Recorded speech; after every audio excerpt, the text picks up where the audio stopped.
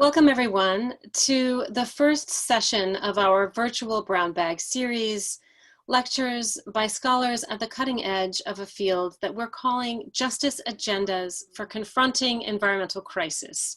We here at the University of Michigan School for Environment and Sustainability are working really hard to make our school even more inclusive, to decolonize our curriculum, and to change the way that business as usual is done in the academy at this time of unusual challenges for people everywhere. I want to welcome our first lecturer, and we'll get her introduced in just a moment. But first, I want to encourage all of you to inform yourselves about our Environmental Justice Certificate Program, which is open for students from U of MCs and other units on campus who might be interested in attaining environmental justice criteria for their graduation and to have that appear on their transcripts. We'll be issuing an invitation to applicants very shortly for that program, and I look forward to hearing from some of you who may be interested. I also want to say that one of the things about this talk today that is so exemplary for me is the way in which our invited guest responded to my request about an honorarium. Jennie Stevens mentioned to me that she doesn't take honoraria for this talk or this book, all the proceeds for which are being given to the NAACP's Environmental Justice and Climate Program, about which you'll learn more. But I do want to say that that kind of interruption of business as usual, in which we think about how our efforts can be turned to the greater good in this moment, is so exemplary. Here to say more about why Jennie is such an important scholar at this time is my beloved colleague, Roy Clarke, who himself has proven to me to be a real window on how STEM fields at this time are themselves transforming. Roy is someone who has done really wonderful work to carve out a program on our campus of applied physics, which is more involved in the actual messiness of making renewable technologies happen, making them scale, of thinking about the ways in which physics itself as a field is a problem-driven and not only a theoretical one. Roy has mentored many, many students who are non-traditional students and has done a lot of work with me in Gabon in Africa, as well as in Uganda on microgrid solar. He is someone who I believe is serving the notion of renewables that characterize some of Jennie's work, and who is serving the notion of a new kind of academy, a more diverse, resilient, and respectful academy that takes historical lessons about marginalization and makes them into much more dynamic and meaningful ways of teaching and learning. Roy, why don't you tell us about Jennie? Thank you for joining us today.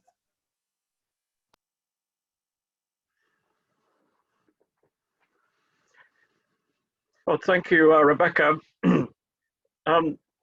It's a great pleasure for me to introduce today's speaker, Jennie Stevens, Director of Northeastern's University School of Public Policy and Urban Affairs, and Dean's Professor of Sustainability Science and Policy. Jennie is an international leader in renewable transformation, energy democracy, climate justice, and gender in energy innovation. And it's very interesting how these fit together in a way that I have a much clearer picture of now, having had the pleasure and opportunity to collaborate with some of my colleagues in the School of Environment and Sustainability. Jennie was trained at Harvard and Caltech. She's a transdisciplinary academic like myself, with 2 decades of experience linking environmental science and technology with policy and social justice. Her new book, Diversifying Power, Why We Need Anti-Racist Feminist Leadership and Climate Energy, celebrates leaders in this field who are tackling economic, health, housing, transit disparities by linking these really interesting issues together with climate and energy. Before we head into Jennie's presentation, let me spend just a few moments setting the scene from my own perspective as a physical scientist who spent the last decade or so at the nexus of renewable energy and its impact on underserved communities in parts of sub-Saharan Africa, as Rebecca just mentioned. one of my greatest joys has been to collaborate with Rebecca and others, including Johannes Schwank, on an initiative at the University of Michigan called Refresh, which centers on the historic Albert Schweitzer Clinic in Lambaréné, Gabon. Our purpose there is to establish a sustainability training institute with the goals that exactly align with those so eloquently expressed in Professor Stevens' latest book. So I highly recommend reading that book and getting an insight into this exciting new field. The approach is highly interdisciplinary, and it holds in its heart a worldview that sustainable environment is best protected by the health and the buy-in of its local communities. And electricity is a key enabler of this process. And therefore, a lot of my work recently is focused on exploring the use of solar energy to power the needs of maternity clinics in rural Western Uganda. And it's in that area where I think these components that form the basis of this new field all come together in a really interesting way. And I must say, what more democratic, and I'm using a small d there, what more democratic energy distribution can there be when the sun delivers free and gratis and with low carbon 1,000 watts of power to every square meter of the planet's surface during the daylight hours?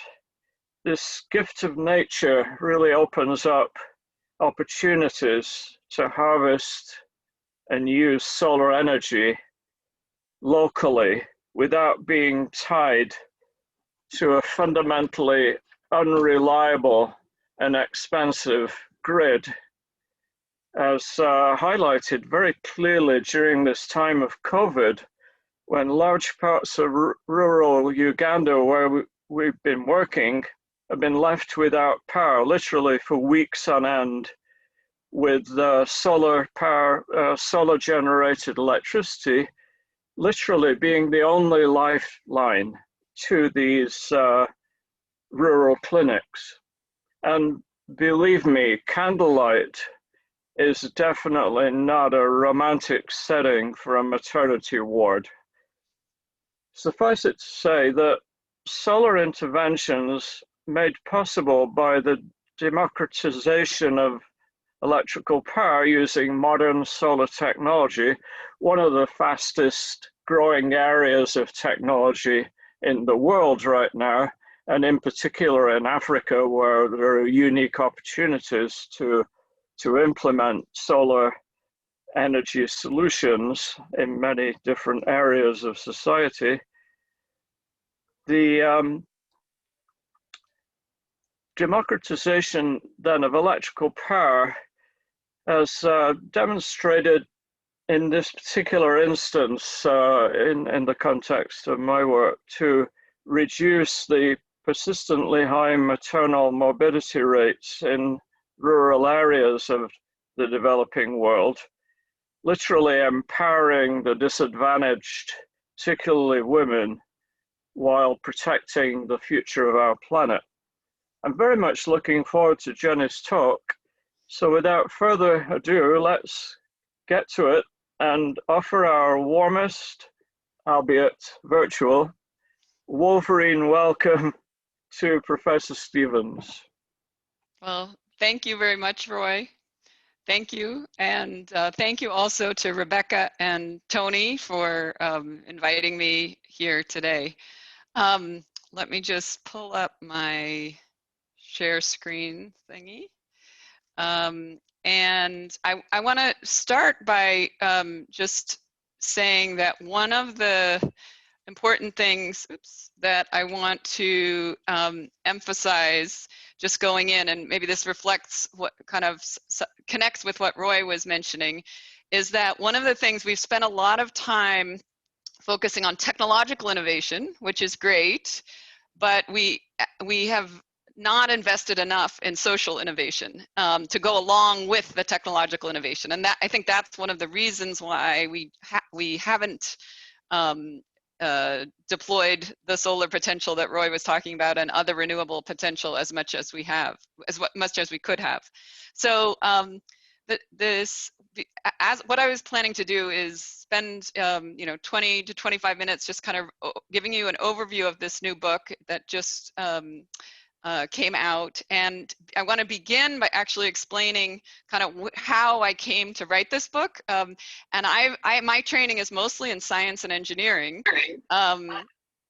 and I, over my career, have become more aware of how our inability to respond effectively to the climate and energy challenges that we face, it has to do with who's been involved and who has been coming up, who's considered an expert, and why we've been restricting ourselves based on that. So very quickly, I want to just say, give you a little biography of myself. I was born and first lived in Dublin, Ireland. I moved to the United States when I was 8 years old. I grew up in the Boston area. I studied science and policy interface at the undergraduate level, then did a very technical PhD, which was really about water and soil and soil weathering, but it got me into thinking about carbon in the atmosphere and the impact of carbon dioxide. I knew I wanted to then get more into policy and social science again, so I did postdoc at the Kennedy School at Harvard, where I studied energy technology innovation, where I worked with a lot of experts on energy innovation. Most of them were physicists who wanted to get involved in policy. And then I was a faculty member at Clarke University in Massachusetts for 9 years, then at the University of Vermont for a couple of years, and most recently I've been in Boston at Northeastern University, which is a very transdisciplinary, engaged, kind of experiential learning based university. So I mention that because my own experience working in this field has been very male dominated and very technologically focused. And I'm not to dismiss the importance of technology, it's very important. But what I have experienced is this climate isolationism, where a lot of our climate discourse is really focused on greenhouse gas emission reductions, decarbonization, and these very technocratic framing that really doesn't connect with most people. And it doesn't connect with what people are worried about day to day. And it's also based on kind of this domination and control that somehow we can fix the climate problem, and we're missing opportunities for improving the human condition. So the alternative lens that I suggest is, as Roy alluded to, this vision of energy democracy, which is transformative because as we move away from fossil fuel-based infrastructure to renewable-based infrastructure, we have the opportunity to invest in people and communities in a locally appropriate regional mix of renewables that can be owned and controlled and managed by the places in the world where people are living. And people, every part of the world has access to renewable resources. We know about solar and wind, but if you're in a coastal community, you could also have wave or tidal. You could also have offshore wind. If you're inland, you can also have, in addition to solar and wind, you can have geothermal energy, and we can have energy at electricity generation at multiple scales. We can have, local household community, as well as some large scale electricity renewables. So, but it really matters. We have to pay attention to the social innovation of shaping that. It's not just renewables at all costs, renewables everywhere, renewables, by corporate interests who are just pushing maximizing renewables. It really matters how the renewables are deployed. And that's kind of where this energy democracy lens is really focusing on, we have this opportunity to invest in a new energy system and simultaneously invest in people and communities, base the decisions on redistribution of power, and literally and figuratively, and base it on social justice and human dignity, and kind of leverage the urgency of the climate crisis to make this happen quickly, right? Because that's a big, also a big controversy is, oh, how fast can we do this? We are in such a disruptive time right now. We need massive public investments in so many areas, and this can be part of that. And that's what the Green New Deal really is about. But I want to center this on economic injustice. And we don't always think of the climate crisis connected to the economic crisis, but it really is interconnected, because if you see here, this is in the United States, the past 4 decades, we have seen this exacerbating of a widening income and wealth gap. So the top 1% has been increasing their proportion of both income, national share of income, and wealth, while the lower 50 or 90% has been declining. How much? And what that means, it's connected with concentration of wealth and power. And the polluter elite are the fossil fuel interests who have been strategically making decisions to make sure this continues, this concentration of wealth and income and wealth and power, because they have been strategically investing to resist the renewable transformation. So the renewable, we have the technologies for renewable energy based future. Obviously there's still technological innovation happening, which is great, but there's been this strategic investment to resist this transformation by a misinformation campaign, denying that climate change is even a problem, telling us that that fossil fuels are essential and that there's no way we could live without them.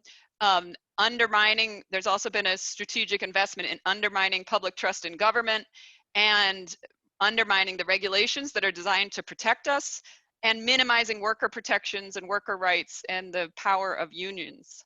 So it's been very intentional what's happening. The resistance and denial of climate change is connected to a resistance and denial that this economic injustice is a problem.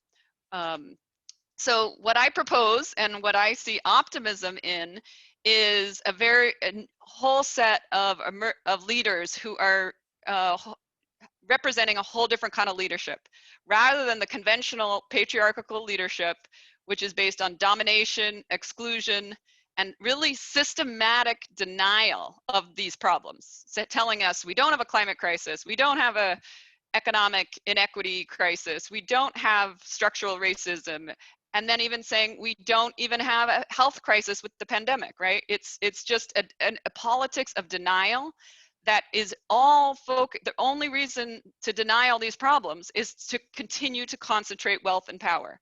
And when you have this politics of denial and exclusion, it's also about exacerbating inequities and racial and gender disparities, because that exclusion is part of the systems that they're trying to keep the same. So what we have now is, you know, a whole different set of leadership priorities, really anti-racist feminist leadership. And what I mean by that is leadership based on collaboration, inclusivity, participation. What do people need, not what do the corporations need? How can we redistribute wealth and power, prioritizing investments in communities and workers' rights, focusing our investments to reduce inequities and disparities by centering social justice, racial justice, and economic justice, and really leveraging the connections among these problems for the transformation that we need. So the book really goes through examples of amazing, phenomenal, inspiring, motivating leaders who we may not hear about that much in the mainstream media. So I'll just go through a few. So chapter 2 of the book is really about resisting the polluter elite. And Jackie Patterson of the NAACP, who heads up the Environmental and Climate Justice Program, is one leader who she and her team has revealed the influence of the fossil fuel industry on so many Black communities in the United States, really manipulating and kind of co-opting those communities to support fossil fuel projects that are not in their best interest and actually are exacerbating health disparities and harms to those communities. Other inspiring leaders include Jasmine Banks, who heads up the Uncoke My Campus organization, which is revealing how much the fossil fuel interests, the Koch brothers and others, have influenced our educational, higher ed institutions, as well as our court and our justice systems. Another amazing leader is Maura Healey, who's the Attorney General here in Massachusetts.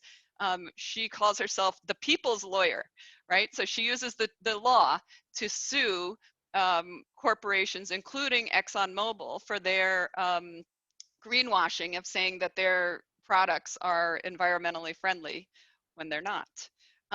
So the next chapter is about jobs and economic justice, and I elevate leaders who are connecting the climate and energy crisis with jobs and economic justice. And Varshini Prakash, the founder and head of Sunrise Movement, is an amazing leader who has been able to connect. And the Sunrise Movement is really, they're very well organized. They're really well connected and collective, and they're collaborative and forming new coalitions, and they have hubs all over the country and really mobilizing youth. And youth, so many people are really scared about the future and the economic prosperity of the future, and the Sunrise Movement is connecting and really changing the whole dynamic and collaborating with Representative Alexandria Ocasio-Cortez and others, members of the squad and others who have been advancing the Green New Deal,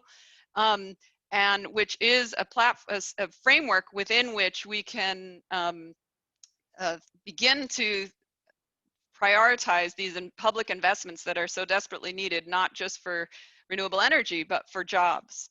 A whole other set of leaders are really focused on worker training and connecting the solar installation, for example, with grid alternatives, with worker training opportunities for people who have not had access to solar installation jobs and those communities. Esteban Kelly at the U.S. Federation of Worker Cooperatives is a leader connecting worker-owned cooperatives model and different models of business, connecting with renewables.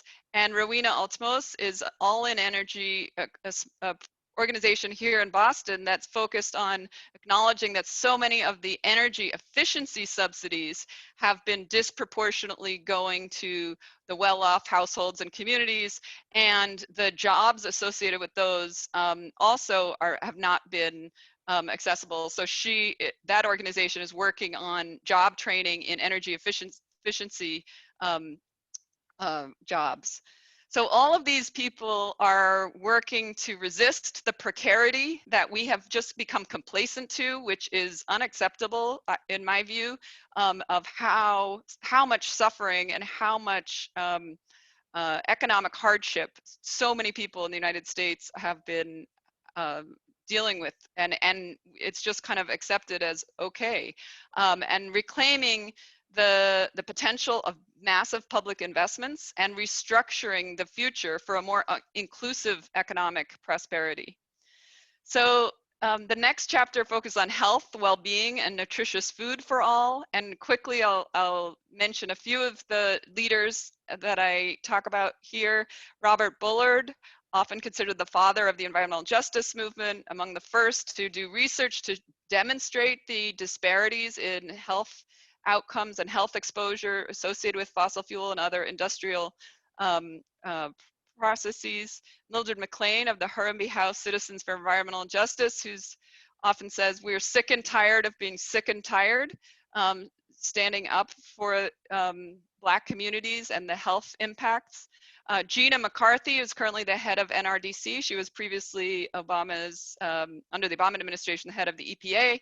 She has been advocating for a long time to connect climate and health more effectively in our public discourse and in the policies. Julian Hishaw is a lawyer who has been advocating for Black farmers and connecting food justice with environment and climate. Mustafa Santiago Ali is an activist and advocate who's been outspoken, again, raising the awareness about racial disparities and how the climate impacts and health impacts of climate and energy are disproportionate in Black communities. Dorcetta Taylor, who's the leader who really revealed to the environmental community, did research to say how white American environmental community has been. And I mentioned here Jacinda Ardern, the Prime Minister of New Zealand, as an exemplary leader to connect with health, because I don't know if you're aware that New Zealand has almost zero now coronavirus cases. I think they're like almost back to normal. And New Zealand, Taiwan, Denmark, Germany, other countries led by women are among the countries that have been most effective in managing the spread of the coronavirus. And the reason is because they have taken strict evidence-based measures very, very quickly, decisively, and then communicated to people with compassion and empathy why those measures are important, not just for their own health, but for the health of their community and the collective health of the country. So transportation is another area that we have tended to focus very much on technology. You know, a lot of people talking about electric vehicles, and the Tesla is great, but you know, the Teslas are not accessible to most people, right? And we have leaders like Representative Ayanna Pressley, who's my representative here in Massachusetts, who has really focused on transit equity and how transportation and the implications for transportation on economic opportunities for people are so critical. And she's heading up the National Transportation Caucus. And Michelle Wu, who here in Boston is a Boston City Councilor, she just announced she's going to be running for mayor in Boston. And she has proposed a Green New Deal for Boston. And she also, part of that is actually free public transit for everybody. You know, which sounds like a radical idea, but there are places around the world that have free public transit, and it's again, it's a business as usual. Not, you know, the conventional wisdom is, well, how are we going to pay for it? But of course, there are other mechanisms. There are alternative ways, and then if you think about how transit, especially in a very economically and racially segregated city like Boston, when you open up the access to transportation for free for everyone, then you're able to open up economic opportunities as well. In the transportation space, I also like to acknowledge Greta Thunberg, who, when she came over to North America last year, she very explicitly highlighted the implications and the potential for change and innovation in transportation when she found ways to get across the Atlantic with sailboats rather than by airplane. Housing is another huge issue where we need massive public investments, and it's very much connected to climate and energy. Representative Ilhan Omar has been another member of the squad who has been an advocate for standing up for the need for public investment in public housing. We have a housing insecurity crisis in this country, and with the pandemic right now, it is getting so much worse, and it's and we don't have a plan for how to deal with this. And so we need big public investments in housing. A few other leaders that I want to mention are the women. There are 4 women who formed this Moms for Housing group in Oakland, and they were housing insecure. They occupied a vacant building, a vacant home in Oakland, and then were evicted with military style eviction with literally tanks and guns to remove them from the house that they were living in. And they used that as an opportunity to elevate the housing crisis and the housing injustices that again, we don't have a plan for. We have so many, in some places like California, there are empty homes waiting for developers to sell at a high price, where at the same time we have no access. So many families and so many women and children in particular do not have a home to live in. And the final example here is Indigenous women in Canada who are who have the Tiny House Warriors group, where they are using building on their notion of the land as their home, and building these tiny houses on wheels that they're using to protest the trans-regional pipeline, a fossil fuel-based pipeline across Canada, and that they can roll the houses to block the construction. So that's just another example. So the final chapter, I really want to end on a positive note and acknowledge that it's not just about elected officials. Obviously, when we talk about leadership, we are all leaders in our communities, in our organizations, in our families, and we need to really acknowledge that we need a transformation. We can't just tweak around the edges anymore. We need to lead and act and inspire new leaders and advocate for system change. We need to be understanding and unlearning racism and sexism. We obviously, in the next few weeks, we need to help people make sure that people have access to vote. We have a lot of voter suppression going on, and we really need people to be engaged. And then obviously there's opportunities for all of us to be prioritizing diversity, equity, inclusion everywhere, in every interaction, every aspect, because when we ignore and think that we don't need to be thinking about these issues, we are perpetuating. So we really need to change the way we're thinking on so many levels. We can also obviously be advocating for local community renewable energy, leveraging data, science, and information for change, and supporting cooperatives and other novel economic structures. I'll end by saying, you know, people often ask me, well, how are we going to connect across the divide? Because we are so contentious and divisive right now.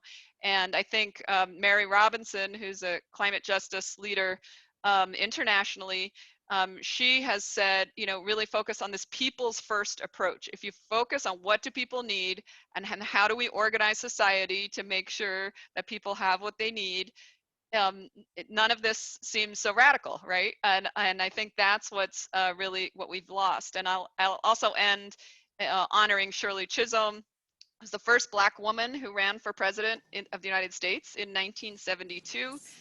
In some ways, we have come a long way since 1972, and in other ways, we have not. So I will end there, and I'd be happy, look forward to the conversation. And it's so exciting to know that some of you have already even read my book. I think this is maybe the first talk I've given where some people may have already read the book. So I look forward to the conversation. Thank you. Wow, thank you so much, Dr. Stevens. That was very informative and very moving. So Dr. Stevens, thank you so much for being here today. Your extensive research, depth of understanding, and ability to present on these topics has inspired us, and we hope it has also been useful for you. And we wish you the best in your continued work. So now my fellow student, Maxime, and I will offer you a few comments and questions to think with and answer if you so choose during the Q&A portion. So real quickly, my name is Shannon. I'm a first-year MLA student, which is Masters of Landscape Architecture in the School for Environment and Sustainability here at University of Michigan. I earned my dual undergraduate bachelor's degrees in environmental science and geology from Wayne State University, and I am Detroit-based. As I'm sure many of you know, Detroit is a city that has endured multiple hardships as a result of unprincipled leadership, systemic racism, and unsustainable infrastructure. And like many other places, continues to face crises related to equitable distribution of resources such as housing, transportation, accessible amenities, and other basic human rights. As your audience, we are members of the first generations to feel the effects of climate change and the last to be able to change it. We are learners with diverse backgrounds and experiences, and we are striving to be future leaders. Diversifying Power is a significant book, especially for young professionals, because it defines the policy links between public health, the environmental climate crisis, institutional racism, and social justice in a practical case-based structure. It provides elements that define specific challenges, processes, and outcomes that help designers, planners, and builders understand better systems of the planning process that are more inclusive, participatory, and sustainable. As students, we are excited to collaborate with Dr. Stevens in a learning environment which links that case-based approach to studying scenarios with demonstrated responses to public and environmental crises. This interactive learning facilitates more modular classrooms and community trainings where people are required to reconstruct, rebuild, and redesign systems or approaches to produce more resilient infrastructure for confronting the environmental crisis.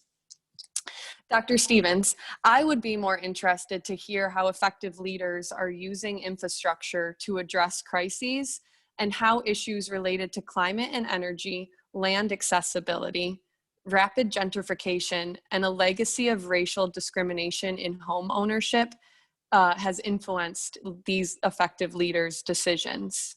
But for now, I'm going to hand it off to my classmate, Maxime, who will also offer a few closing comments and some questions to think about. Thank you, Shannon. And Dr. Stevens, thank you for joining us today and giving us this opportunity to engage with you. My name is Maxime. I'm a first-year student at the School for Environment and Sustainability with a specialization in environmental justice. One of the main themes throughout your book is this beautiful demonstration of why women, people of color, and marginalized people need to be at the forefront of this decision-making. And as students who have the privilege of being able to drive our careers in these new directions, it was heartening to hear that there is a demand for us using this collective power that you've defined. And even if we don't currently see many people who look like us now being decision makers, you share that our diversity, whether it be racial, gender, differently abled, this is actually a benefit and a beacon that we can work towards. And so you highlight the innovative and the fiscal benefits of diversifying our leadership across different career sectors and display to our capitalist society its appeal. Do you feel that doing so is in a way like playing to the criteria valued by capitalist systems by quantifying the increase in revenue that may be able to gain by hiring diverse people? Perhaps that is what is needed in order to distinguish who our current leaders are, who their supporters are, and demonstrate their interests and agendas. And these leaders that we're referencing, Dr. Stevens, are those you, along with Dario Kenner, identify as the pollute elite, whom you introduced earlier in your presentation. And this is who the current leaders are, who are behind who are behind many of the barriers we need to overcome to incite change towards a safer, healthier, more equitable future. And some of this information is often hidden to us, from us as citizens, in the way that America is depicted as this free country with a free market, when in reality it's a product of the many elite, or the polluter elite, behind the curtain. And having this revealed in your book, Dr. Stevens, and then changing how we can define leadership, morphing these new equitable agendas into an inclusive strategy, was very helpful and uplifting for us as students engaging with these industries that want to silence us. The interconnectedness of racism throughout our society can sometimes be overwhelming. In the health system, the judicial system, and the job market, our economy, academia, public policy, access to resources, housing, education, the list just, it seems to go on. And in the forward section of your book, Diversifying Power, Dr. Ted Landsmark emphasizes your call for transformative diverse leadership and for expanded civic engagement. So just as the branches of racism and sexism and discrimination reach into all these different sectors of our world, we need these diverse leaders in all these sectors. And so, Dr. Stevens, I think we would love to hear, and you've given such wonderful examples in your presentation, but of instances more, whether on a local community level or there where you were located at Northeastern University, examples that you couldn't include in the book that you've seen, how we as a nation, as students, as citizens can increase this uprising of needed diverse engagement in an inclusive way. And one other question as we start to open the Q&A, which I would invite other students to now start typing into the Q&A your questions. I'm originally from the Netherlands and am also a dual citizen of the EU. And with the paternal side of my family, having always lived there, I get the privilege of visiting and spending time in Western Europe. And so my question stems from this, having lived near and utilized numerous efficient, safe, clean public transportation systems. My question is, do you think that the polluter elite's reach is so far in most major US cities where public transport could be most widely used? Is their influence one of the large barriers that continue to deter these cities from making the transition to public transit? And if you're familiar with the Q line and People Mover in Detroit, what is your opinion on its functionality and its purpose of those who played a part in its creation? So I'll open up the floor for Q&A, and feel free to respond as you wish.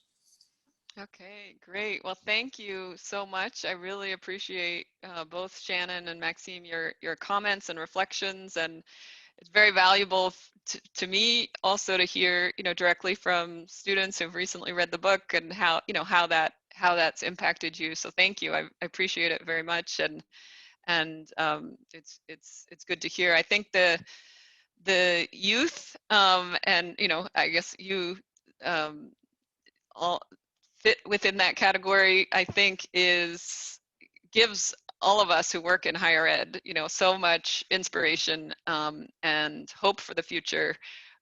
So thank you for all that you're doing and being in the place that you're in and working on being passionate about engaging with all of these issues, because as you mentioned, it can seem overwhelming at times. And I guess, so just to, I guess, reflecting on maybe a few comments. I probably can't address all the questions in the time we have left, and there might be some others. But I guess, Shannon, you had asked, I think, a question kind of about infrastructure. And I think I would answer that to, again, expand our sense of what infrastructure is. We think of infrastructure as roads and bridges, or even the public transit, or the energy grid. And our infrastructure also includes our educational system, and not just the buildings of the schools, but like our public systems that that we invest in, and the people who are part of that. And I guess that, and along with that, our community and public sector and non-governmental sector and private sector that are involved in kind of shaping our technological choices. If you take this socio-technical systems perspective, the technology is one part, and then all the social part is also really important. So I think that's what came to my mind when you were talking about infrastructure, is that I think we really need to think about how our communities and our interactions with each other are structured and invested in and supported, as well as how the actual hard parts of the infrastructure are supported. Maxime, you also asked a couple of questions kind of about diversity, equity, inclusion, and kind of this idea of innovation having diversity. We know from the research that diversity is good for innovation, right? Like we come up with better ideas and when we have lots of different people involved. But it's not just about the numbers of people, of different kinds of people in the room, right? That's not really what we're talking about either, because what's really important to acknowledge is that when women, people of color, and indigenous folks who've been historically excluded from so many spaces, when they show up in those spaces, oftentimes we bring a different sense of social dynamics, social justice that we can center that in a different way. So that's an important piece. And the other important piece is that anti-racist feminist principles can be embraced by everybody, right? It's not to say, you know, we want only certain kinds of people involved in certain kinds of things, right? The whole point is to acknowledge that a lot of the differences that we see are so structurally constructed that it's not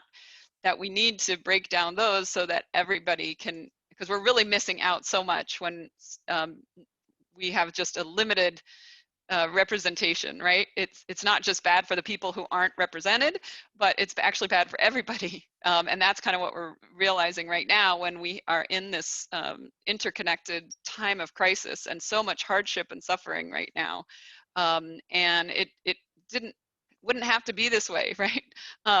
In terms of if we had different leadership that prioritized what people need and what communities need, and we were investing in our communities, investing in our youth, investing in the future in better ways. So that's a set of questions, but I'd love to hear if other students have questions as well. Actually, yes. My fellow student Anna actually asked a question as well. States, last night, I watched Pence tell Kamala Harris that system racism and implicit bias in policing don't exist. Can you speak to this moment in time? The ones you listed earlier from many fields are going to be working with the patriarchal, closed-minded leaders already established. Yeah, so this is the hardest part, I think, of because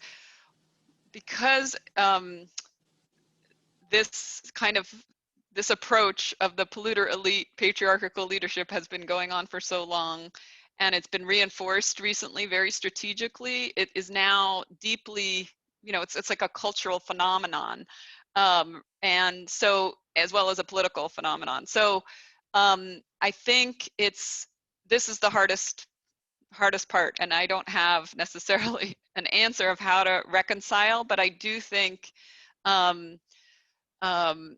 continuing to focus on, you know, elevating the investments in what people need and how we can invest in strategically in our communities in ways that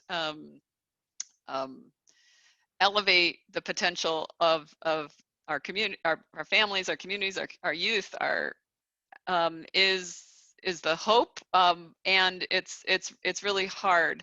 I think you mentioned the debate, and you know, there's been obviously in the past few years a decline in kind of civil discourse and a lot of personal attacks and on women and people of color and others who, and it's that component, I think, you know, we want to acknowledge and hold accountable, say that's unacceptable, and then we also want to move on and demonstrate how it should be or could be, right? And work forward. So yeah, it's hard. And I think that might be that's a great question, and I think probably, and others may have other ideas that come to mind thinking about that.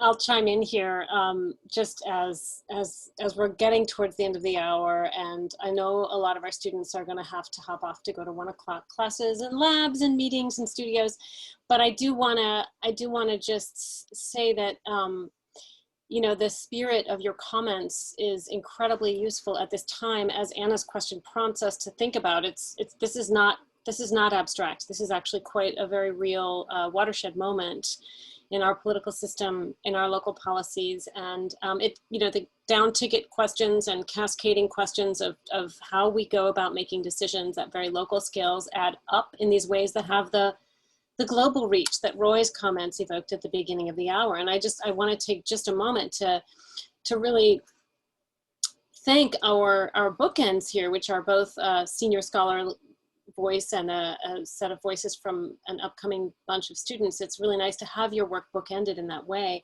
And the other thing that came to mind for me, as you were talking actually, Jennie, is the way in which the world you're evoking of, without prescribing or being overly normative, you know, what happens when you get the range of voices and visions in the room that you need for better decision making for future generations and for us now. I just wanted to mention that at the start of the webinar, I declined to read a statement of what we call land acknowledgement. It's actually much more than land acknowledgement. That I declined in part because our university is undergoing a kind of a formal process of reviewing our multiple land acknowledgements that get used in these situations, and issuing a kind of optimal one. But I think it might be appropriate, given your last question and answer, for it to be read, because there's a way in which, you know, we must, if we are able to restore right relations in a very deep historical sense, right? Remind ourselves that it isn't just that we currently are inviting more people into the room, but actually we are acknowledging that there were people in the room when we walked into it, or when our historical predecessors walked into it, and that those voices have been in the room, but they have been silenced, right? So restoring those right relations is so important. Let me read you the draft the university is currently working with, which I think, and a lot of smart people within our university are chiming in on this right now with a lot of partners from within Native communities, tribal administrations, people in our Native American Studies program.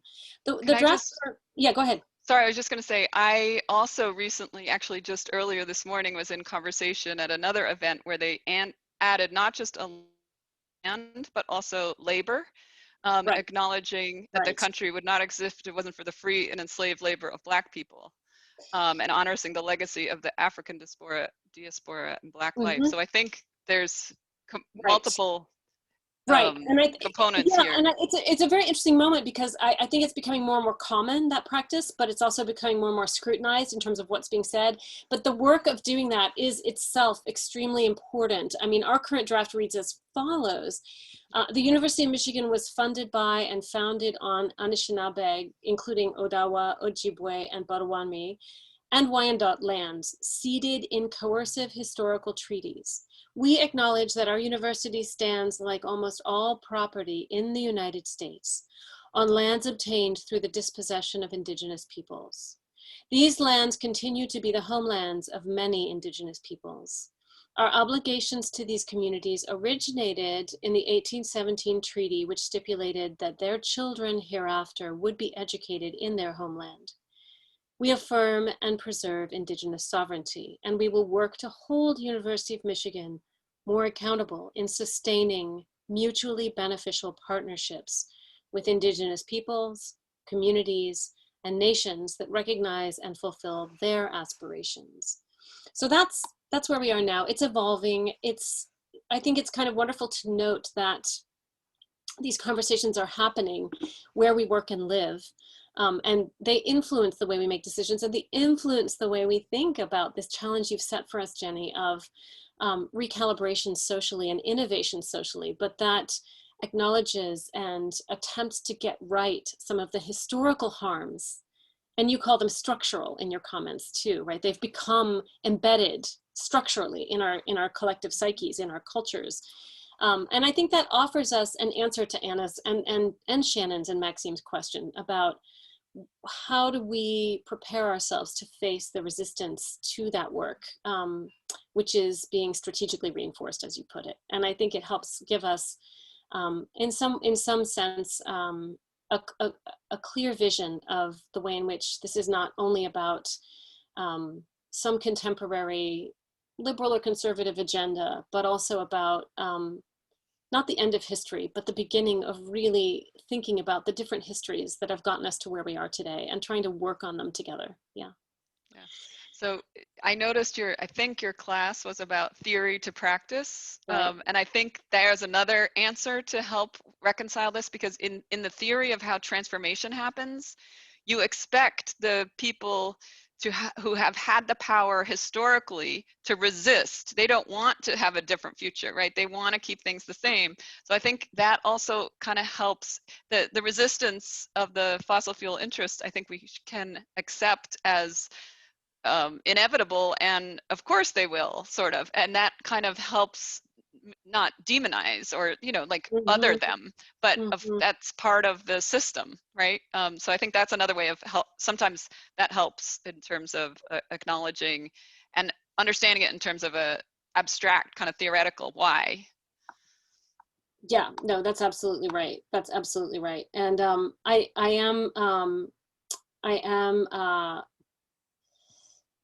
I'm so grateful for the time you spent with us today. I'm mindful that it's 1 p.m. and I know that we've just come right up to time with this, and I know that there are other questions and other voices and other